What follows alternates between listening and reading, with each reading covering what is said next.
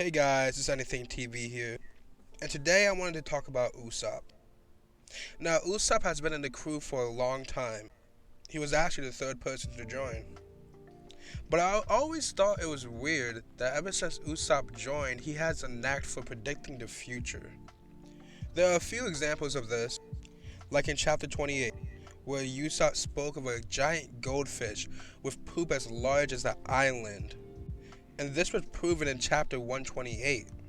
Another example of this is in chapter 24. In this chapter, he spoke of dwarves living on an island. Now, this would turn out to be true in chapter 711 of the Dressrosa arc. Another example of this is when Luffy got his bounty of 30 million berries. Usopp actually thought that that was his bounty. Later on in the story, in chapter 435, we see that Usopp did get a bounty for 30 million. Now, in multiple chapters, Usopp has said or claimed that he has 8,000 followers. In chapter 744, we see him start to build those followers up. Now, I wouldn't be surprised if he has 8,000 followers by the end of the story. Now, personally, I always thought it was just a funny gag by Oda by giving Usopp, one of the funny characters, a little predictive ability. But then I started thinking, Oda doesn't write stuff down just to write it down. He usually is writing something down that pertains to the overall story. So then I thought maybe Usopp has the power to predict the future and he just doesn't know it. But then again, that was way too simple. Then I started thinking about the ancient weapons, and one that we barely know anything about. This one ancient weapon is Uranus. Now hear me out. All the ancient weapons have names that relate to their function. Now Pluton is a ship of mass destruction and gets its name from Hades, who I would describe as the devil in Greek mythology. Now Poseidon has the power to control sea creatures, and it gets its name from Poseidon in Greek mythology, who basically rules over all the seas. Now, under this pattern, Uranus has to have some type of connection to its name. Now, if we look at the mythology, we see that Uranus had a couple of powers. These powers include controlling the skies and weather, flying, sonic manipulation, and premonitions. Now, the last two are the most interesting to me. This is because Usopp shows traits of premonitions and sonic manipulation. Now, we already showed examples of Usopp's premonitions. Some examples of his manipulation would be the amount of times he has lied throughout the story. One of these times was during the Dressrosa arc, in which he was captured by dwarves, and he lied in order to not get injured or hurt. Usopp lies a lot, and shockingly, most of the time his lies get believed. If you believed Usopp, you would believe that he's a master liar. But what if Usopp isn't really a master liar? What if he just has one of the powers of Uranus, which is manipulation? Now, I've always felt that Usopp's lies were kind of, half-baked. They weren't really that good. So I always got shocked when the character would fall for it or would actually believe him. So what if these characters aren't really falling for the lie, but it's just that Usopp has these powers that he doesn't know about?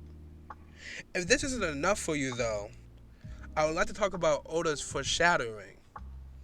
One of the things he foreshadowed was Sabo, when there was 3 cups on Ace's grave instead of 2, indicating that there was a third brother.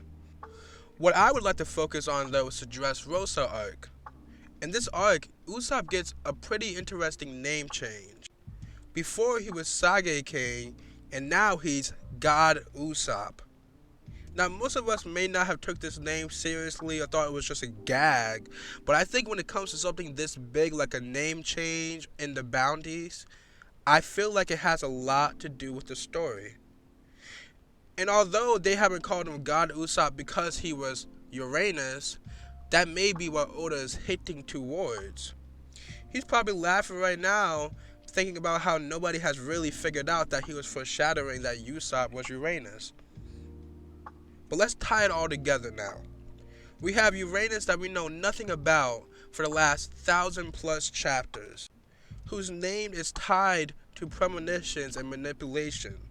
We have a character that manipulates people all the time and also has premonitions.